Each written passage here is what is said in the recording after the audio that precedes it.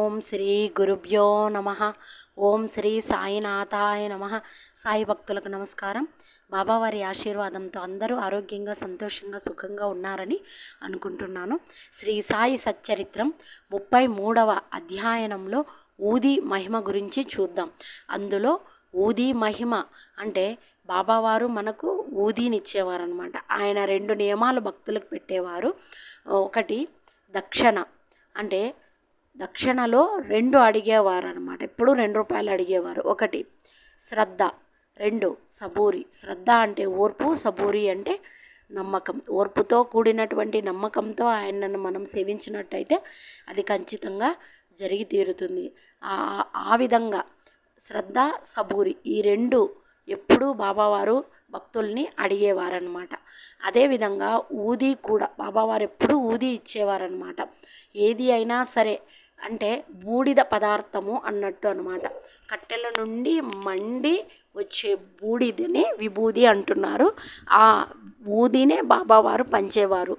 ఏది ప్రపంచంలో శాశ్వతం కాదు, అంతా కూడా చివరికి బూడిదమయమే అయ్యేది అనేది ఆయన సందేశం. కాబట్టి అది ఏ విధంగా చెప్పారో భక్తులకి చూద్దాం. గత అధ్యయనంలో గురువు మహిమను వర్ణించితిమి. ఇందులో ఊది మహిమను వర్ణించేదము. 33వ అధ్యయనంలో మనం ఇప్పుడు గొప్ప యోగీశ్వరులకు నమస్కరించేదము. వారి కరుణా కటాక్షములు కొండంత పాపములను కూడా నశింపజేయును, మనలోని దుర్గములను పోగొట్టును, అంటే చెడు అలవాట్లను పోగొట్టును.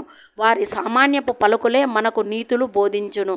వాళ్ళు చెప్పే చిన్న సెంటెన్స్ అయినప్పటికీ కూడా ఎంతో నీతితో కూడినటువంటిదై ఉంటుంది గురువు చెప్పేది. అమృతానందము ప్రసాదించను, ఇది నాది, అది నీది అను భేదభావము వారి మనసునందు పుట్టదు. వారి రుణమును ఈ జన్మయందు కానీ వచ్చే పెక్కు జన్మలయందు కానీ మనం తీర్చుకొనలేము. గురువు యొక్క సాంగత్యము కానీ, గురువు యొక్క కరుణా కటాక్షము కానీ, వారి యొక్క రుణము మనము ఈ జన్మలో తీర్చుకోము. ముందు ఎన్ని జన్మలున్నాయో ఆ జన్మలో కూడా మనం తీర్చుకోలేము. అటువంటిదనమాట గురు సేవ, గురువుని యొక్క కటాక్షం. ఊది ప్రసాదం. బాబా అందరి వద్ద నుంచి దక్షిణ తీసుకొనుచుండిరి. అందరికీ తెలిసిన విషయమే. ఈ విధముగా వసూలు చేసిన మొత్తములో ఎక్కువ భాగం దానము చేసి మిగతా దానిలో మంట చెరుకును, అంటే కట్టెలను కొనుచుండెను. ఈ కట్టెలను బాబా దునిలో వేయుచుండెను. దానిని నిత్యం మంట పెట్టుచుండెను. అది ఇప్పటికీ నటులే మండుచున్నది. బాబావారు దుని వెలిగించేవారనమాట. ఆ దునిలో కట్టెలు వేస్తుంటే అగ్నిహోత్రుడు ఆవురావురమంటూ తినేసేవాడు. అలా ఆ విధంగా ఎప్పుడూ బాబావారు దునిని పెడుతున్నాడు కదా, అది ఇప్పటికీ కూడా బాబావారి మందిరంలో మనం చూడవచ్చు అనమాట. దుని నిరంతరం వెలుగుతూ ఉంటుందన్నమాట. అందులో కొబ్బరికాయలు కానీ, మనం కట్టెలు కానీ, తర్వాత వచ్చేసి అగరబత్తీలు కానీ, మనం మొక్కునేసి టెంకాయ అనమాట, తుప్పుతో కూడినటువంటి టెంకాయ ఆ దునిలోకి వేయచ్చు. అందులోని బూడిదనే ఊది అనుచున్నాము. బాబా దానిని భక్తులకు తమ తమ ఇండ్లకు తిరిగి పోవునప్పుడు పంచిపెట్టేవారనమాట. ఆ విభూదిని బాబావారు పాడుపదిన మసీదులో ఉండేవారు కదా, అంటే దానికి పేరు పెట్టారు ద్వారకామాయి అని. అలా భక్తులు దర్శించుకోవడానికి వచ్చిన వారందరికీ కూడా చేతుల్లోకి కొద్దిగా విభూది పెట్టేవారనమాట. బాబావారు బ్రతికున్నప్పుడు భక్తులు సేవ చేస్తున్నప్పుడు భక్తులకు ఆ విధంగా ఇచ్చేవారు విభూదిని. ఊది వలన బాబా ఏమీ ఉద్దేశించను, ఏమి చెప్పాలనుకుంటున్నాడు? ప్రపంచంలో కనిపించు వస్తువులన్నీ బూడిద వలె అశాశ్వతములు. బూడిద వలె అశాశ్వతం. ఏదైనా కాలిన తర్వాత బూడిద వచ్చేస్తుంది. సో అలానే ఏది కూడా శాశ్వతం కాదు, అశాశ్వతం, శాశ్వతం కానటువంటిది అని చెప్తున్నాడు. పంచభూతములచే చేయబడిన మన శరీరములన్నీ సాఖ్యములు అనుభవించిన పిమ్మట పతనమైపోయి బూడిద అగును.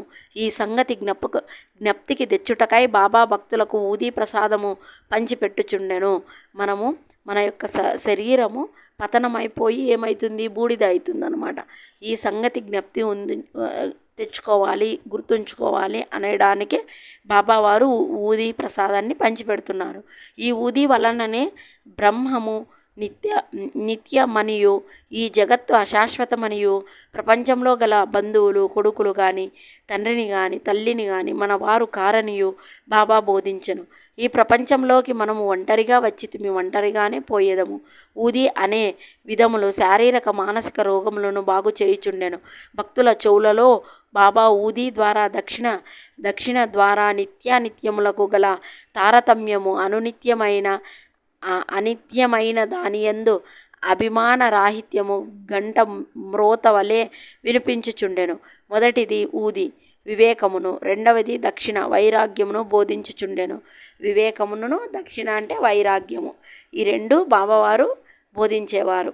ఆ రెండిటి గురించి. ఈ రెండును కలియున్న గాని సంసారమనే సాగరమును దాటలేము. అందుచే బాబా అడిగి దక్షిణ తీసుకొనుచుండెను. షిరిడీ నుంచి ఇంటికి పోవునప్పుడు భక్తులకు ఊదియే ప్రసాదముగా నిచ్చి కొంతటి నిదుటిపై రాసి వరద హస్తమును వారి శిరస్సుపై నుంచుచుండెను. బాబా సంతోషముతో నున్నప్పుడు పాడుచుండెడివారు. పాటలలో ఊది గురించి ఒకటి పాడుచుండెరి. దాని పల్లవి: కళ్యాణ రామ రారమ్మ గోనెలతో ఊదిని తేతెమ్మ, కళ్యాణ రామ రారమ్మ గోనెలతో ఊదిని తేతెమ్మ. బాబా దీనిని చక్కని రాగంతో మధురముగా పాడుచుండెడివారు. ఇదంతయు ఊది యొక్క ఆధ్యాత్మిక ప్రాముఖ్యము. దానికి భౌతిక ప్రాధాన్యము కూడా కలదు. అది ఆరోగ్యమును, ఐశ్వర్యమును, ఆతురతల నుండి విమోచనమును మొదలగునవి ఎసుగుచుండెను. ఇక ఊది నెక్స్ట్ వీడియోలో ఊది యొక్క కథల గురించి చెప్పుకుందాం. బాబావారు ఇక్కడ ఊది గురించి చెప్తున్నారన్నమాట. ఏది కూడా శాశ్వతం కాదు, ఏది మనతో ఉండదు. మనం ఈ ప్రపంచంలోకి ఒంటరిగా వచ్చాము, ఒంటరిగానే వెళ్తాము. ఏదైనా సరే పతనమైపోవలసిందే అని తెలియచెప్పడానికి బాబావారు ఇక్కడ ఊదిని దానితో పోల్చి చెప్పారనమాట. ఇది సాయి భక్తులు గమనించుకోవాలని కోరుకుంటున్నాను. నా వీడియోస్ మీకు నచ్చినట్టయితే లైక్ చేయండి, షేర్ చేయండి, సబ్స్క్రైబ్ చేయండి. Thanks for watching my video.